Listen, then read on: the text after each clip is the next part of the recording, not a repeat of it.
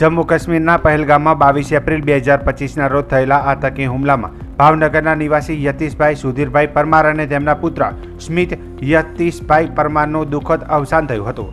આ ઘટના બાદ મુખ્યમંત્રી ભૂપેન્દ્ર પટેલે શોક સંતૃપ્ત પરિવારને સાંત્વના આપવા અને મૃતકોને શ્રદ્ધાંજલિ અર્પવા ભાવનગરના કાળિયાબીડ વિસ્તારમાં આવેલા નંદનવન સોસાયટી ખાતે તેમના નિવાસસ્થાને પહોંચ્યા હતા.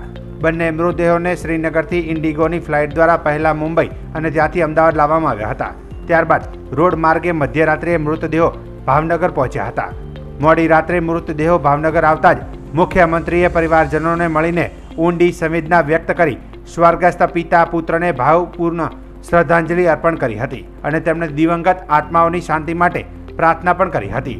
આ દુઃખદ પ્રસંગે મુખ્યમંત્રીની સાથે કેન્દ્રીય રાજ્યમંત્રી શ્રીમતી નીમુબેન બામણિયા, કેબિનેટ મંત્રી કુંવરજીભાઈ બાવળિયા, ભાવનગરના મેયર ભરતભાઈ બારડ, ધારાસભ્યો જીતુભાઈ વાઘાણી, સેજલબેન પંડ્યા, ભીખાભાઈ બારૈયા, ગૌતમભાઈ ચૌહાણ, જિલ્લા કલેક્ટર ડોક્ટર મનોજકુમાર બંસલ, જિલ્લા વિકાસ અધિકારી હાનુલ ચૌધરી, રેન્જ આઈજી ગૌતમ પરમાર સહિત અન્ય અગ્રણીઓ ઉપસ્થિત રહ્યા હતા અને આ તમામે મૃતક પિતા પુત્રને શ્રદ્ધાંજલિ આપી અને તેમના પરિવારના દુઃખમાં સહભાગી બન્યા હતા.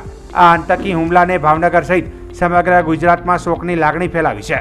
મુખ્યમંત્રીની આ મુલાકાતથી પરિવારજનોને નૈતિક ટેકો મળ્યો હોવાનું સ્થાનિક લોકોએ જણાવ્યું હતું. આ ઘટનાને લઈને આતંકવાદ સામે લડવાનો સંકલ્પ પણ વ્યક્ત કરવામાં આવ્યો છે.